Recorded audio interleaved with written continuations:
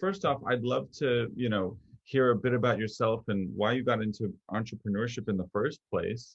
Because you're a bit of a serial entrepreneur, and also how you got the idea for MicroAquire. Yeah, I'll start with the first question. So I've kind of been an entrepreneur my whole life. I was kind of that kid that I had like eBay store when I was 17. I had just a bunch of like failed small hustles, I guess you could say. I went to CSU Chico State. I knew I wanted to be an entrepreneur pretty early on. So I went into college knowing I wanted to start a business. So what really kind of got me in entrepreneurship though, and I've been talking about this more frequently, but I grew up pretty poor. So I grew up in a town I was born in Detroit, which, I'm glad I didn't grow up there. I was born in Detroit and I moved to a town called San Clemente, which is a beautiful beach town. And I was just surrounded by a lot of rich families. Like think of Housewives, Orange County, that's like kind of San Clemente. And great upbringing, but didn't have a lot of means. And so for me, entrepreneurship was kind of a way out in terms of being able to provide a better life for my family, for myself. So candidly, you'll hear a lot of entrepreneurs say like, I wanted to change the world and stuff like that. And I think that's awesome. But for me, I was very financially motivated entrepreneurship. So I just wanted to be, financially secure. I wanted to, just basically, provide a life for my family that I didn't have growing up. And so I saw entrepreneurship as a pathway to do that. And I truly believe that, the only way to really build wealth today is sometimes to start a business. So that's what I focus on doing. That was like my hobby. I was a kid, just like, how do I hustle? How do I make money? How do I make businesses work? And, I started so many different businesses. Again, everything from like an eBay store to like a World of Warcraft, like affiliate website, which is embarrassing to talk about, to a number of other businesses in college. So each of those were kind of like a learning lesson, so to speak, and like a stepping stone, I guess. And then your second question, what got me into MicroAcquire? So there's really two significant businesses I started in college. One was called Phone Freelancer. It was like a job board that connected mobile developers with businesses. And this is when like the iPhone like just came out and everyone was like, how do you make a mobile app? And I spent like a entire winter break commenting, and this is when commenting was a thing. This is a decade ago, on everything related to iPhone apps, and it started getting some traction. And I saw people posting jobs. So you post a job. A good example would be, I'm a luxury restaurant. I want a mobile app that has a loyalty program, push notifications, allows me to just connect to my customers on their phones. And they were paying like $40,000 to $50,000 for these mobile apps. And I just thought like, hey, like there's these do-it-yourself website builders and they have a similar business model. What if I just did this for mobile apps? And so that was really the idea behind business apps. And I sold that job board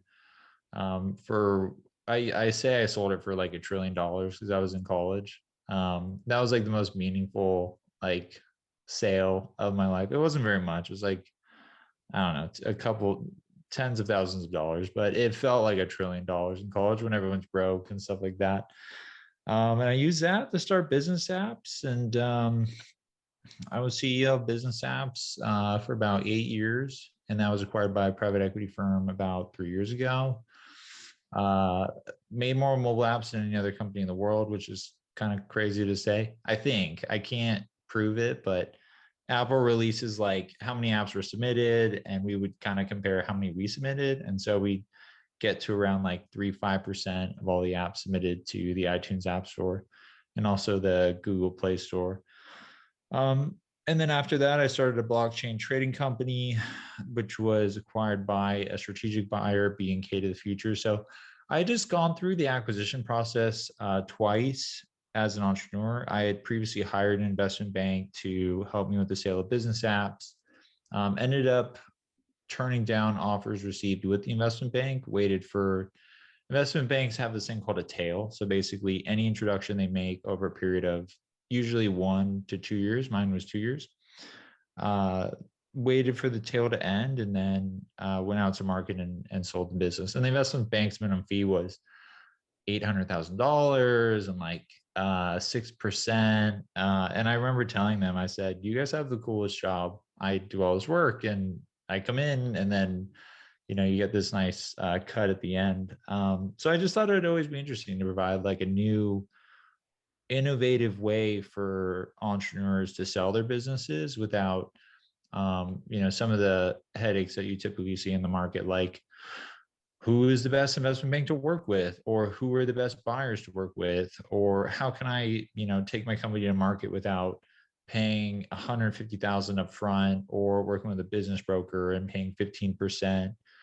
So I just thought there was just a lot of middlemen taking a large portion of the sale. And I thought, it'd be really interesting to have a market where there are no middlemen and entrepreneurs could speak directly with buyers. And so that was kind of the idea behind MicroAquire. Super long-winded answer, so feel free to like interrupt me or like pause me. But I hope that answers your question. Yeah, no, it does. It does. It's good to have the lead up to that. And I guess I'm wondering, are there other startups like MicroAcquire where founders can be connected with potential buyers? Or if there aren't, or if there are, what makes MicroAcquire different?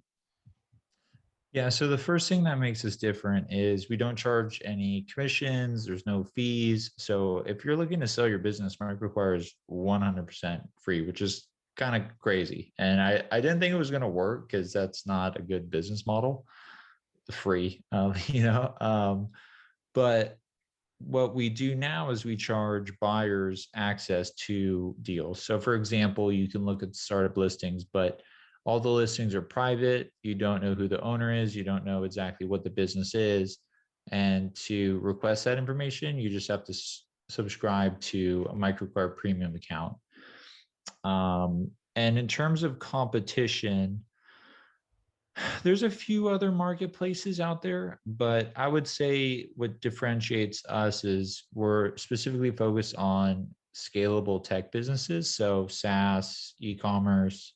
We've started to move into things like mobile apps and crypto companies just by sort of, they come to us and we vet those businesses. So about 5% of businesses that submit to MicroAcquire, we actually put on the marketplace.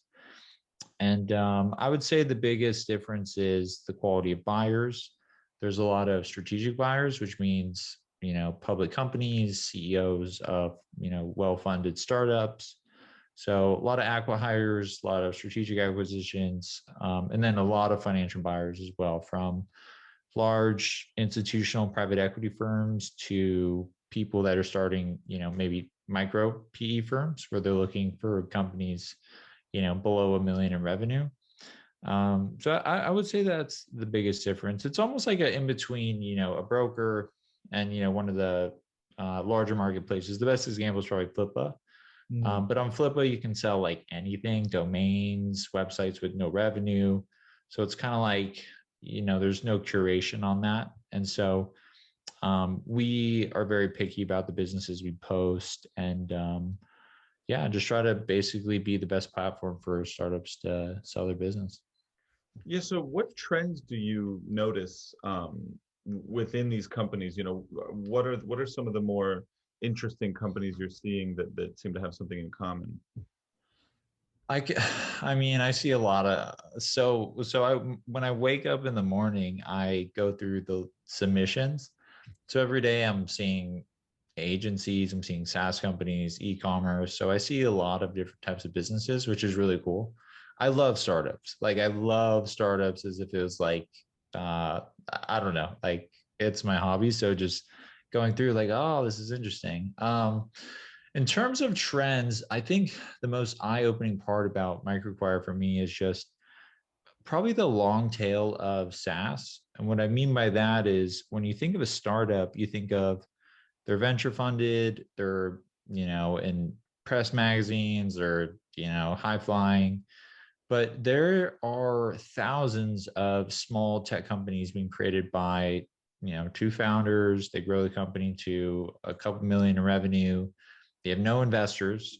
That has been very eye-opening, just the amount of startups. And it's really hard to quantify that market because most of the market data today around startups usually comes from when they get funded or when they have some sort of, news to share with the press.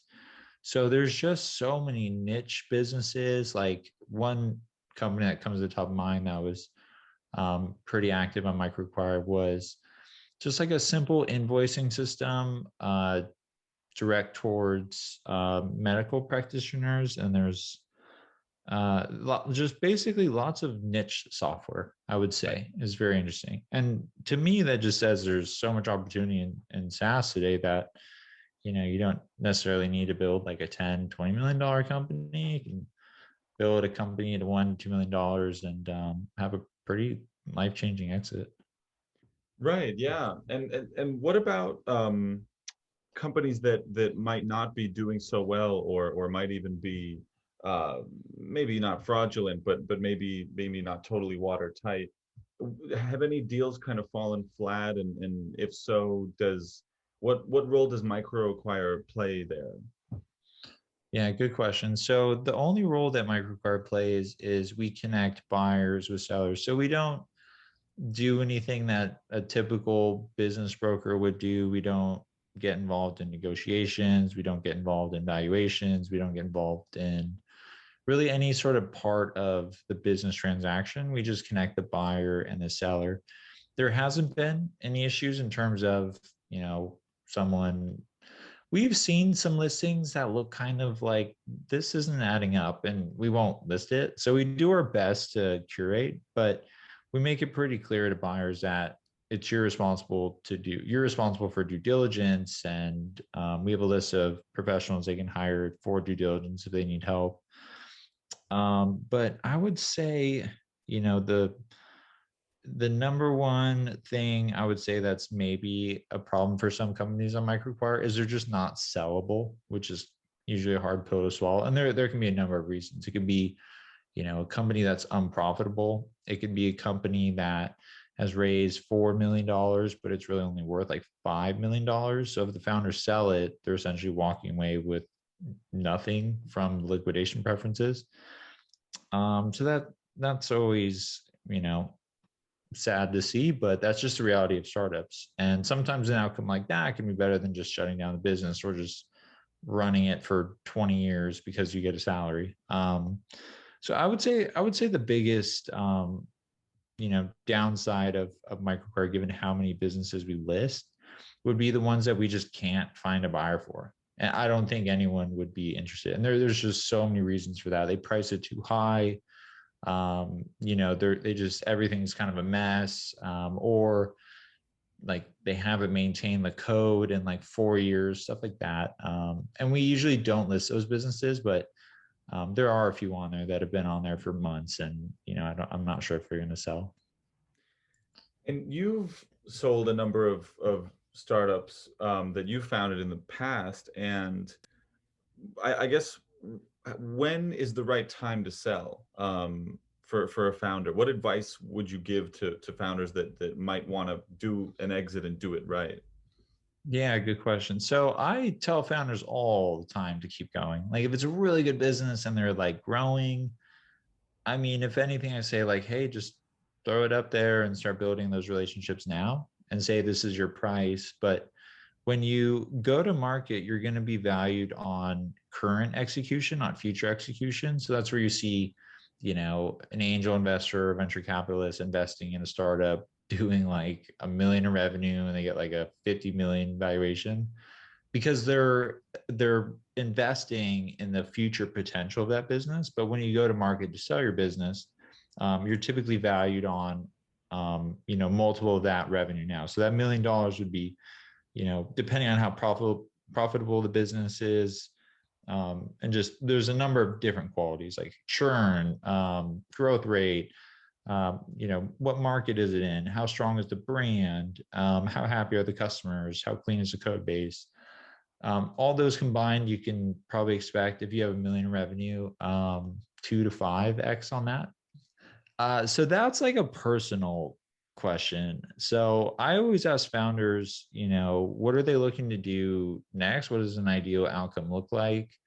The common, I mean, my personal response to that is when you're tired. I sold business apps when I was tired. I also sold altcoin when I was tired. I'd only ran that business for about a year, but I launched it in like 2017, and like the crypto markets crashed, and like we just knew we weren't going to be able to raise another round of funding. So we knew we had to tuck it into another company. I Um, wish that you had held on to that with the recent boom of Bitcoin. no, I mean, cryptocurrency is a really, really tough market. And really, kind of the biggest barrier that we had with altcoin it wasn't go to market, it wasn't technology, it was really regulatory. So this was when, like, is Ethereum a security or a utility token? So we were in this legal gray area, and the SEC was involved, and we kind of took a step back and we said, like, do we really want to like take this to market with this gray area? And then what happened was, so we were building a solution on the Ethereum blockchain to speed up transaction times using a framework called Plasma, which is like sidechain, super technical. I won't bore you with that. But the first application we were going to use that for was a cryptocurrency exchange, similar to Coinbase, but decentralized. So there's no single point of failure. But to take that to market, we had to, there's a rule with, or saying that I've heard from other people in terms of like regulatory compliance with when you're handling like money and securities. It's basically like 2 to 3 million in 18 months, because you need like a money transmitter license, you need the approval of like the SEC. And so we kind of looked at that and we were like, we're tech entrepreneurs, we're not regulatory compliance entrepreneurs. So that was a business that, we had a great time running it, but some businesses are, the timing is too early. And that was probably the case with that business. Is maybe today would have been more successful, as the SEC has put out more clear guidelines on what it would take to launch a business like that. But we were early, and the tech and the frameworks and the theoretical development that we were doing was all so new. So that's another thing that I always look for in starting new companies is the timing right? And to kind of bring MicroAquire into the mix of this, and business apps too. So business apps, perfect timing, like literally luck. Like that is just sheer luck. Some people will say like, no, I built a great business, but no, business apps for me was just pure luck. It was, the iPhone had just came out. Every business was scrambling to figure out how to build mobile apps for their customers. And we just had an obvious solution to an obvious problem in a big market. Altcoin a little early. Over the past few years, we've seen a lot of advancements in blockchain technology. So it would have been way easier. I've looked at some of the tools that have been created now, and I'm like, I wish we had that, because think about making like e-commerce store in like the year 2000. You have no Stripe, you have no Shopify. So sometimes like that timing, um, and then another comment I'll make on that is, as it gets easier, you get more competition. So, it's pros and cons. But with MicroAquire, really there's just been a huge influx in the buyer pool of SaaS companies specifically. So that you used to think of acquisitions 5 years ago, and you think of like Google buying, I don't know, YouTube or something like that. And now it's like a former VP of sales at a tech company, and they have really strong go-to-market experience. They find a great product that has happy paying customers, and they're essentially buying a job where they want to buy this business and use kind of their experience to bring in some new energy and a new go-to-market strategy. So that's new. That was completely unexpected to me when I launched MicroAquire. I think we're getting a little off topic here, but No, not at all. I mean, it's interesting to hear kind of the differences. But you were talking about feeling kind of tired, and that being the right time to sell. And it seems like I read about the story of when you thought about selling business apps when Apple started changing up the App Store on you, and you almost had to get rid of all these apps that you created. They didn't allow apps that ran on a template, right? And you had to fight for that.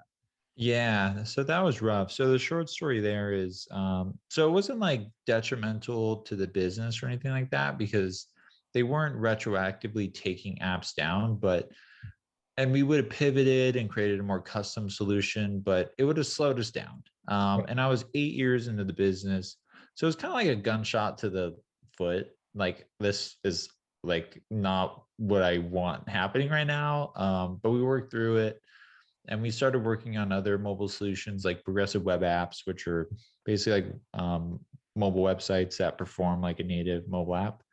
That's where I think the future mobile is going for what it's worth, because no one wants to download apps anymore. And so we Right. were really, we saw that as a future. But yeah, I mean, I was 8 years into the business and then, Apple kind of came in and gave me a nice sort of like, think of it like you're in the ring boxing because startups are so draining mentally and physically.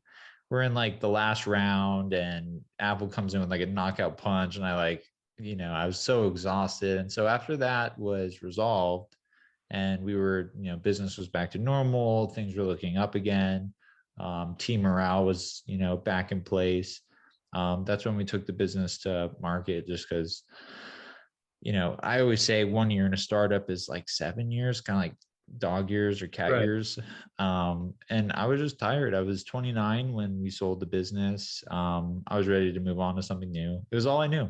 I worked at Sears and I worked at like Baskin Robbins, and then I was CEO of Business Apps. So I wanted to, put my hand in like a new business. So I was ready. I was ready to sell. Right. Right. And I guess there must be a lot of founders who, and of course I've read about this many times, of just waiting too long to sell, and even if they are tired, maybe they're going to the point where the business is floundering and they're trying to keep it going. And what advice would you have for them?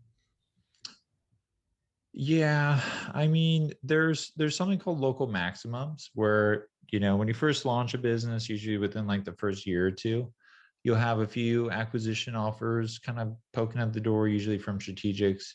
This depends. This is not always the case.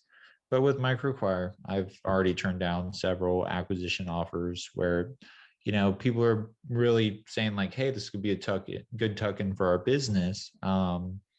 That's kind of a good time to sell the business. And then, maybe 2, 3, 4 years down the line, when you kind of have, a little bit more trajectory on like your revenue model and the business seems more stable than, 1, 2 year launch, that's kind of another good time. But really there's no perfect time. If you get a good offer, take it. It just depends on your personal goals. I know people that, want to run their companies indefinitely. I know people that are building companies with the specific intent to have them acquired someday. I think it's just important to be really clear on what your goals are. I think a problem I see a lot of founders doing is they kind of create a life they don't want to be in a sense. And an example of that would be, let's say with MicroAquire, I'm like, we're going to build $1 billion business. So I raise all this money. And next thing I know, we raise $100 million or something like that. I need to sell that business for, a multiple of $100 million. So like now I just took the bar and just raised it up to here, and some like 90% of the time, you don't reach that bar. And so you're kind of stuck in the business and you've really limited your optionality in terms of exits. So my advice there is just be, really clear on what you want to achieve. Like, do you want to just, run this business for the long term? Do you want to do you not know? If you don't know, don't make any decisions that aren't reversible. But yeah, I know what you're saying. I wish I had some, good advice on that, but yeah, it just depends on the founder. My best advice, I guess, would be just writing down what you want to do. Do you want to sell? Are you okay with like a $10 million exit, which is amazing, will change your life? That's another thing I'll probably call out is some people think you need to sell a business for like $100 million or $1 billion. Like you'll never be able to spend that money in your lifetime. Like, like this is like a startup shirt. I bought this hat at like some basketball game. Like you get to a certain point where the only thing money really does is you'll have a cooler house if that's your thing and a faster car, but it won't make you happier, it won't make you more fulfilled. You'll probably sell your business and then start another one. um so I think goals like that are great, but understanding what your goal is. Do you want to sell for 10 million or 20 million?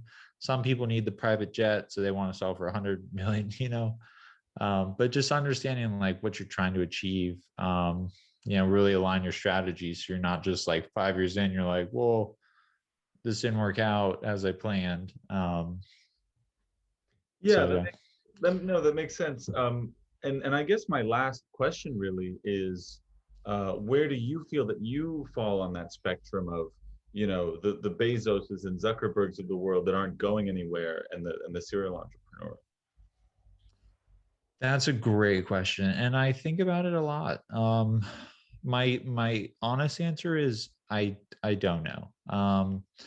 My answer today is I just want to help as many entrepreneurs as possible. I know that sounds cheesy, but I've had an acquisition. I've been super fortunate in my career. I am at a point where I just want to do what I love, which is working with entrepreneurs and startups. And when a startup gets acquired on MicroAcquire, like some people paid off like student loans, or like someone was telling me they paid off like a portion of debt on their mother's house. Like it's pretty cool to think if I'm successful with MicroAcquire, like we're going to be paying for a lot of weddings and like down payments on houses and stuff like that. That's kind of, so I want more people to have, similar outcomes that I was fortunate enough to have at business apps. But that could change. Like it could change in terms of let's go big now, or let's add all these different services. Um, so I don't have a definite answer on that, but right now I'm just having a ton of fun, and it's super rewarding. And my goal with MicroAcquire is, I always joke about this, but I want to help make 1,000 millionaires by having them exit through MicroAcquire. So um, How many do you have that's so far? so we've had over 300 acquisitions. Not all of them are over $1 million. In terms of like over seven figures, maybe like 50, if I Okay. had to guess. Again, just because we just connect the buyer and seller, I don't actually see when a deal closes. That's something that we're going to be fixing, where we can get visibility and allow people to transact on the platform. But right now, I wake up to an email and some person's like, I sold my company, and I look it up and it's like a multi-million-dollar business. So Hmm. it could be more, it could be less.